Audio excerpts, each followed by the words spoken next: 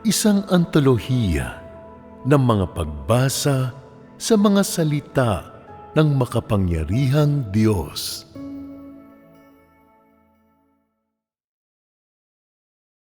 Ang Diyos mismo ang natatangi. Ikatlo. Ang otoridad ng Diyos. Ikalawa.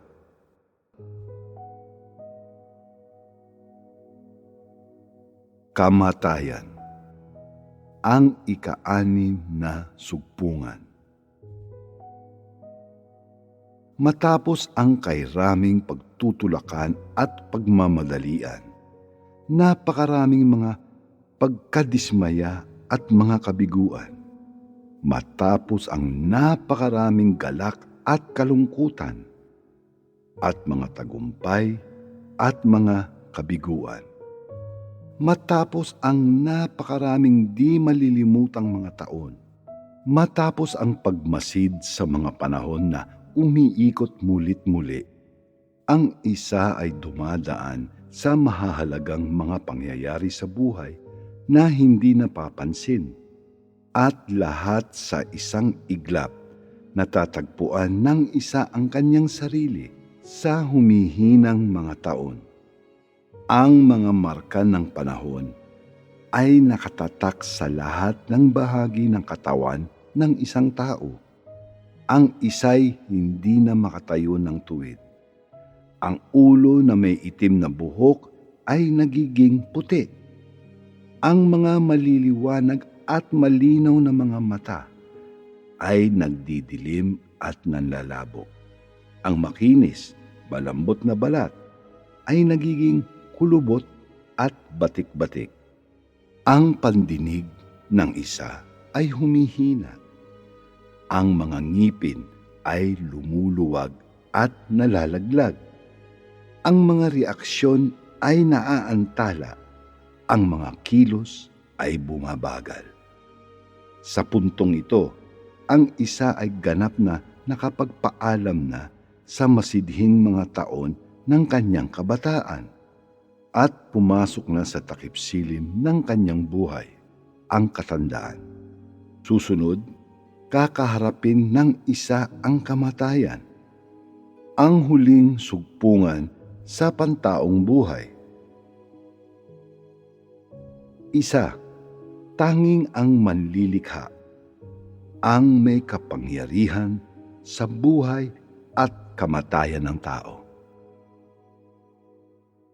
Kung ang kapanganakan ng isa ay naitadhana ng nakaraan niyang buhay sa makatuwid, ang kamatayan niya ang nagmamarka sa katapusan ng kahihinatnang yaon. Kung ang kapanganakan ng isa ay simula ng isang misyon sa buhay na ito, sa makatuwid, ang kamatayan niya ang nagmamarka sa katapusan ng misyong yaon. Yamang ang manlilikha ang nagtadhana ng isang nakapirming hanay ng mga pangyayari para sa kapanganakan ng isang tao. Malinaw na siya rin ang nagsaayos ng isang pirming hanay ng mga pangyayari para sa kamatayan ng isa. Sa ibang salita, walang sinuman na ipinanganak na nagkataon lang. Ang kamatayan ng isa ay hindi inaasahan, at kapwa ang kapanganakan at kamatayan ay kinakailangang konektado sa nakaraan at kasalukuyang buhay ng isang tao. Ang mga pangyayari ng kapanganakan at kamatayan ng isa ay kapwa na itadhana ng manlilikha. Ito ang kahihinatnan ng isang tao, ang kapalaran ng isang tao. Gaya ng maraming masasabi tungkol sa kapanganakan ng isa, bawat kamatayan ng tao ay magaganap sa ilalim ng magkakaibang hanay ng espesyal na mga pangyayari. Kung kaya may magkakaibang mga haba ng buhay ang mga tao at magkakaibang mga kaparaanan at mga oras ng kanilang mga kamatayan. May ilang mga tao na malakas at malusog, ngunit namamatay ng maaga. Ang mga iba ay mahina at masasakitin, ngunit nabubuhay hanggang sa tumanda at namamatay ng mapayapa. Ang ilan ay namamatay sa di-natural na mga sanhi, ang iba'y sa natural. Ang ilan ay tinatapos ang kanilang mga buhay nang malayo sa tahanan. Ang iba'y ipinipikit ang mga mata kapiling ang kanilang mga mahal sa buhay. Ang ilang tao ay namamatay sa kalagitnaan ng himpapawid. Ang iba'y sa ilalim ng lupa. Ang ilan ay lumulubog sa ilalim ng tubig. Ang iba'y nawawala sa mga kapahamakan. Ang ilan ay namamatay sa umaga. Ang iba sa gabi. Ang lahat ay nagnanais ng isang tanyag na kapanganakan, isang maningning na buhay, at isang maluwalhating kamatayan. Subalit walang sino man ang makakalampas sa sarili niyang tadhana. Walang sino man ang maaaring makatakas sa dakilang kapangyarihan ng manlilikha. Ito ang pantaong kapalaran. Ang tao ay maaaring gumawa ng lahat ng uri ng mga plano para sa kanyang kinabukasan. Subalit walang sino man ang maaaring makapagplano ng kaparaanan at panahon ng kanyang kapanganakan at ng kanilang pag-alis mula sa mundo. Bagaman ginagawa ng mga tao ang lahat ng kanilang makakaya upang iwasan at tutulan ang pagdating ng kamatayan, datapwat ganun pa rin, hindi lingid sa kanila ang kamatayan ay matahimik na darating. Walang sino man ang nakakaalam kung kailan sila mamamatay o kung paano sila magkakaganoon. Higit pang lalo kung saan magaganap iyon. Nang walang alinlangan, hindi ang sangkatauhan ang humahawak ng kapangyarihan ng buhay at kamatayan. Hindi ng ilang nilalang sa natural na mundo, kundi ang manlilikha na ang otoridad ay natatangi.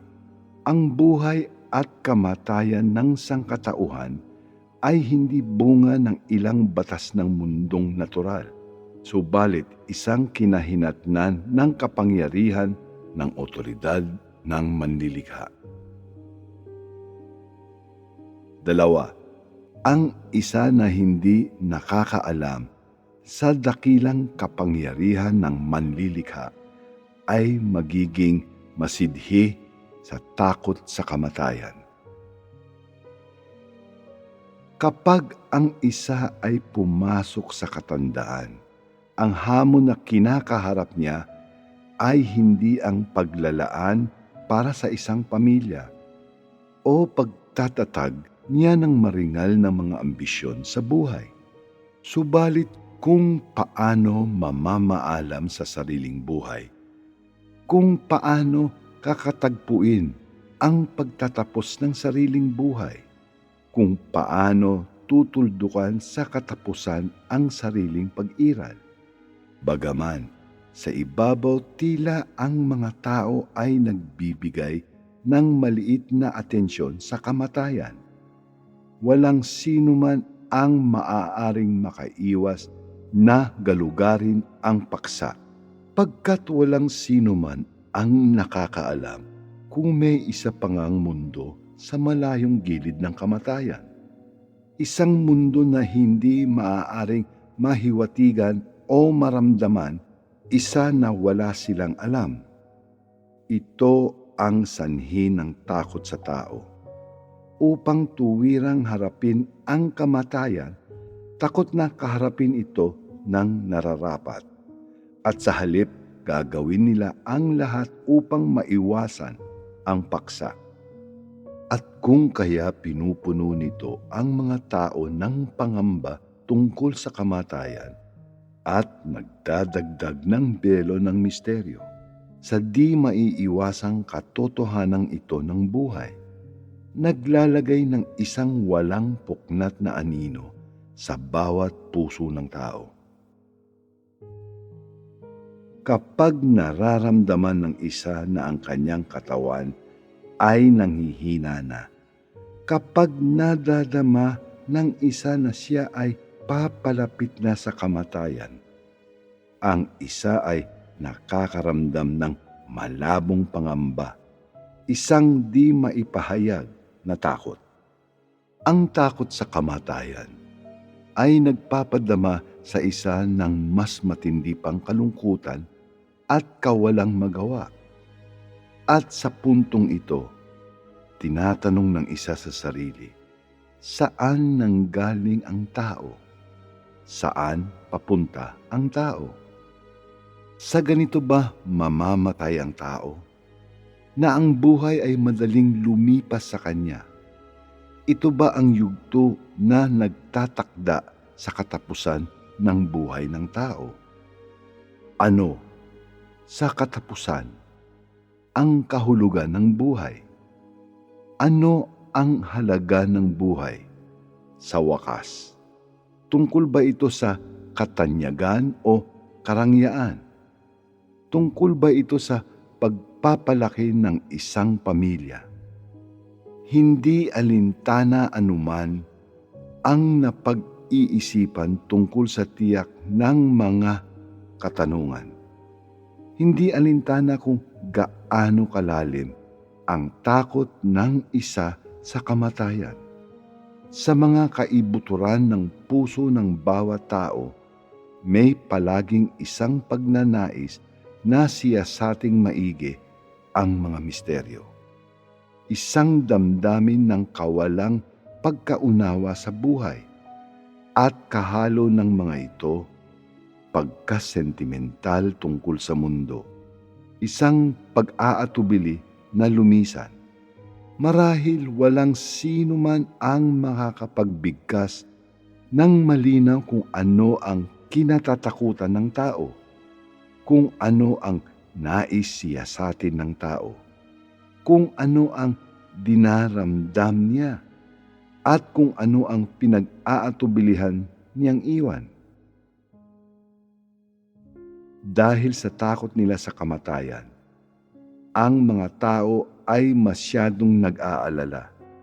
Dahil sa takot nila sa kamatayan, kay dami ng hindi nila maaaring bitawan.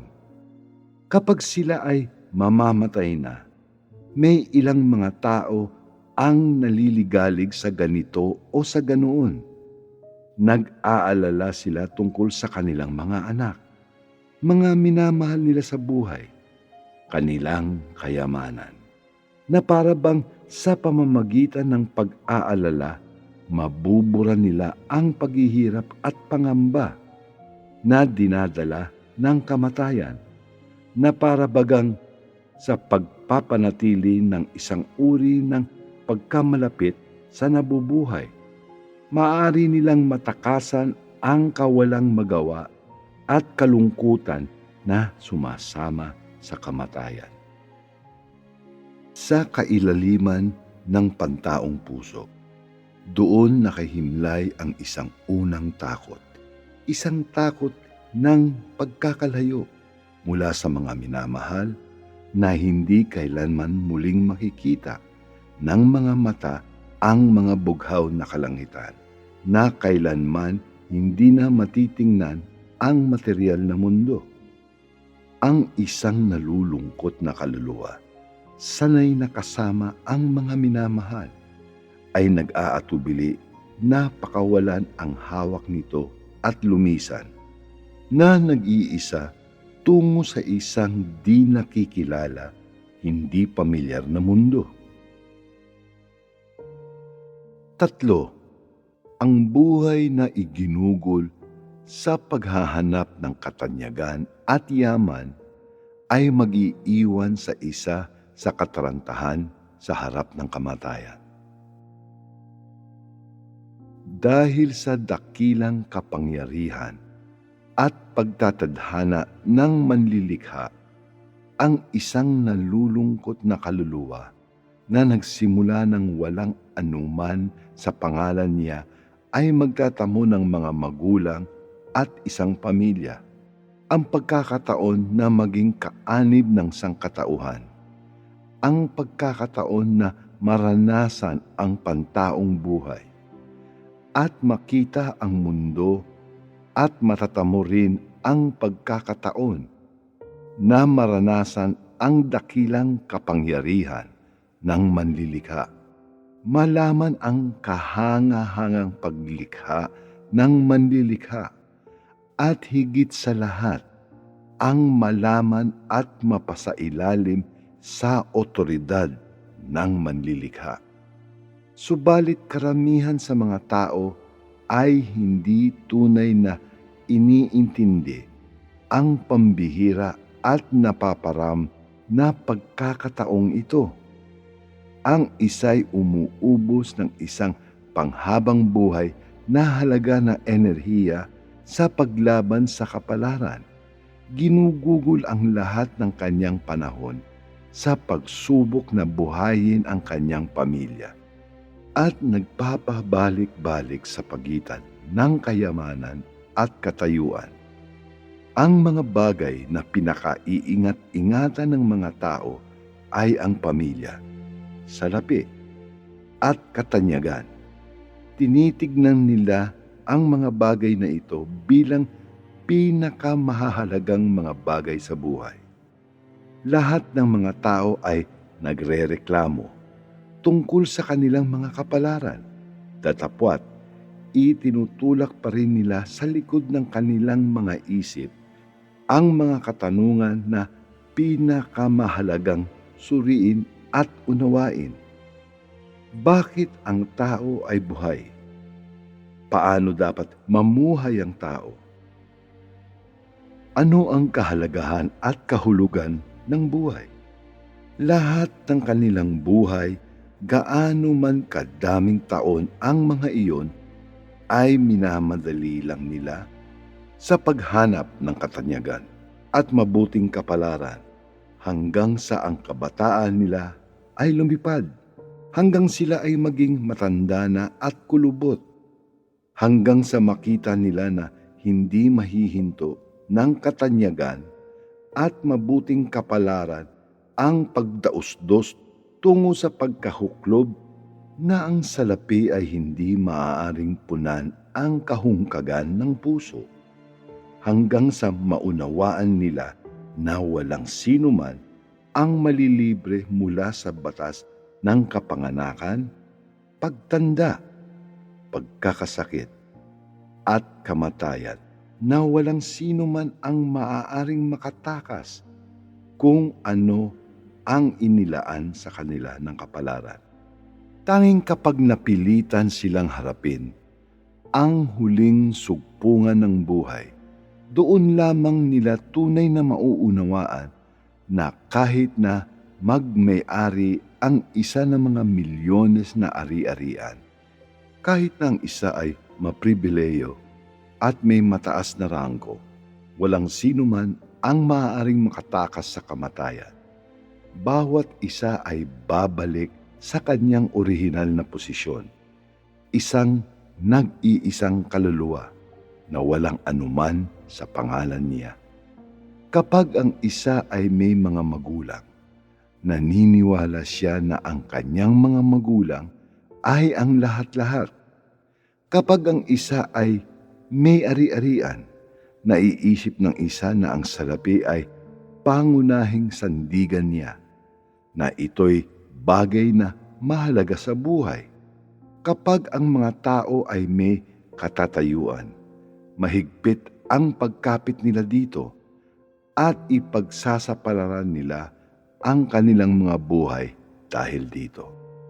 Tanging kapag pinakawalan na ng mga tao ang mundong ito, doon lamang nila matatanto na ang mga bagay na pinaggugugulan ng kanilang mga buhay na tugisin ay baliwala, ngunit lumilipas na mga ulap. Wala na kung saan maari nilang mapanghawakan. Wala na kung saan maaari nilang isama ang mga ito. Wala na kung saan maaaring malibre sila mula sa kamatayan. Wala na kung saan maaaring magbigay ng kasama o aliw sa isang malungkot na kaluluwa sa pagbalik nito. At ang pinakamababa sa lahat, wala na kung saan maaaring magbigay sa tao ng kaligtasan. Payagan silang mapang-ibabawan ang kamatayan. Ang katanyagan at mabuting kapalaran na natamo ng isang tao sa material na mundo ay maaaring makapagbigay sa isa ng panandaliang kasiyahan, lumilipas na pagtatamasa, isang huwad na damdamin ng kaluwagan. Ginagawa ang isa na mawala sa landas. At kung kaya ang mga tao, habang sila'y kumukuwag-kuwag sa malawak na dagat ng sangkatauhan, nananabik sa kapayapaan, kaginhawaan, at kapanatagan ng puso, ay mulit-muling nadadala sa ilalim ng mga alon. Kapag kinailangan pa ng mga tao na malaman kung ang mga katanungan na pinakamahalagang maunawaan, kung saan sila nanggaling, bakit sila buhay, saan sila papunta, at iba pa, sila ay naaakit ng katanyagan at mabuting kapalaran. Inililigaw, nakokontrol ng mga ito, di mababawing mawala. Mabilis lumipas ang panahon. Ang mga taon ay dumadaan sa isang kisap mata. Bago pa matanto ng isa, ang isa ay nakapagpaalam na sa pinakamaiinam na taon ng kanyang buhay. Kapag ang isa ay malapit ng lumisan mula sa mundo, ang isa ay darating sa unti-unting pagkatanto na ang lahat-lahat sa mundo ay inaanod, na walang sinuman ang maaaring makahawak sa mga inaari niya. Sa gayon, tunay na nararamdaman ng isa na siya ay walang kahit anong pag-aari, tulad ng isang tumataghoy na sanggol na kalalabas lang sa mundo. Sa puntong ito, ang isa ay napipilitang pag-isipan kung ano ang nagawa niya sa buhay. Ano ang kabuluhan ng pagiging buhay? Ano ang kahulugan nito? Bakit ang isa ay naparito sa mundo? At sa puntong ito, ang isa ay mas tumataas ang kagustuhan na malaman kung tunay na may buhay sa kabilang buhay. Kung tunay na umiiral ang langit, kung talagang mayroong kabayaran. Mas papalapit ang isa sa kamatayan. Mas higit na nais ng isang taong maunawaan kung tungkol saan talaga ang buhay. Mas papalapit ang isa sa kamatayan. Tila mas walang laman ang puso ng isa. Mas papalapit ang isa sa kamatayan. Mas kawalang magawa ang nararamdaman ng isa. At kaya ang takot ng isa sa kamatayan ay palaki ng palaki sa bawat araw. May dalawang kadahilanan kung bakit ang mga tao ay kumikilos sa ganitong paraan. Habang papalapit sila sa kamatayan, una, malapit nang mawala sa kanila ang katanyagan at kayamanan na kung saan ang buhay nila ay kanilang iniasa na kanilang iiwan na ang lahat-lahat na nakikita sa mundo. At ikalawa, kakaharapin na nila nang mag-isa ang isang hindi pamilyar na mundo, isang misteryoso, di kilalang kaharian na kung saan sila ay natatakot pumunta, na kung saan wala silang mga mahal sa buhay at walang susuporta. Dahil sa dalawang kadahilanang ito, Lahat ng humaharap sa kamatayan ay di mapalagay, nakakaranas ng sindak at isang damdamin ng kawalang magawa na hindi nila kailanman napag-alaman dati. Tanging kapag ang mga tao ay talagang nakarating sa puntong ito, doon lamang nila matatanto na ang unang bagay na dapat maunawaan ng isa kapag umapak siya sa mundong ito ay kung saan nanggaling ang mga tao. Bakit ang mga tao ay buhay? Sino ang nagdidikta ng pantaong kapalaran? Sino ang nagbibigay at may kapangyarihan sa pag-iral ng tao? Ang mga ito ang tunay na mahahalaga sa buhay. Ang pangunahing batayan para sa kaligtasan ng tao, hindi ang pagkatuto kung paano paglaanan ang sariling pamilya o kung paano makakamtan ang katanyagan at kayamanan. Hindi ang matutunan kung paano mamukod tangi sa karamihan ng tao o mabuhay sa isang mas marangyang pamumuhay. Mas lalo pa ang matutunan kung paano mahihigitan o matagumpay na makikipagpaligsahan sa iba.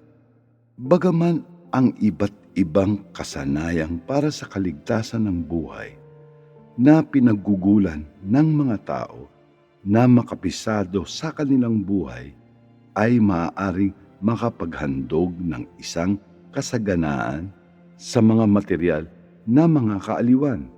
Sila ay di kailanman nakapagdadala sa puso ng isa ng tunay na kapayapaan at kasiyahan.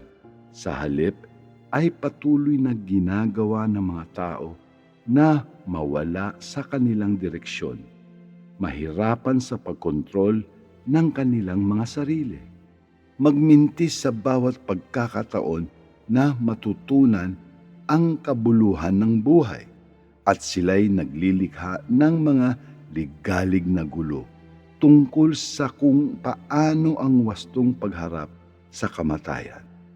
Sa ganitong paraan, ang mga buhay ng tao ay nawawasak. Tinatrato ng manlilikha ang lahat ng patas, binibigyan ang bawat isa ng isang panghabang buhay na mga pagkakataon na maranasan at makilala ang kanyang dakilang kapangyarihan. Datapwat tanging kapag papalapit na ang kamatayan, kapag ang multo ng kamatayan ang nakasabit na sa ibabaw ng isang tao, doon lamang nakikita ng isa ang liwanag at sa gayon ay huli na. Ginugugol ng mga tao ang kanilang mga buhay sa pagtugi sa salapi at katanyagan. Mahigpit nilang hawak ang mga kapiranggot na ito. Iniisip na ang mga ito ang tanging mga paraan ng suporta na parang kung meron sila nito, maaari silang patuloy na mabuhay, na maaari silang malilibre sa kamatayan. Subalit kung malapit na silang mamatay, doon lamang nila natatanto kung gaano kalayo ang mga bagay na ito sa kanila, kung gaano sila kahina sa harap ng kamatayan, kung gaano sila kadali mabasag, kung gaano kalungkot at kawalang magawa sila na walang mapagbabalingan. Natatanto nila na ang buhay ay hindi maaaring mabili ng salapi at katanyagan, na gaano man kayaman ang isang tao, gaano man kataas ang kanyang posisyon, lahat ng mga tao ay pantay-pantay na mahihirap at di makatwiran sa harap ng kamatayan. Natatanto nila na ang pera ay di maaaring makabili ng buhay, na ang katanyagan ay di maaaring makabura sa kamatayan, na alinman sa pera o katanyagan ay di maaaring makapagpahaba ng buhay ng isang tao. kahit na ng 1 minuto, ng 1 segundo. Mas ganito ang nararamdaman ng mga tao, mas lalo nilang nanaising patuloy na mabuhay. Mas ganito ang mararamdaman ng mga tao, mas katatakutan nila ang pagsapit ng kamatayan. Tangi sa punto lang na ito, tunay na mapagtanto nila na ang kanilang mga buhay ay hindi sa kanila, na hindi sa kanila upang makontrol, at na walang sinuman ang makapagsasabi kung siya ay mabubuhay o mamamatay, na ang lahat ng mga ito ay labas sa kanyang kontrol.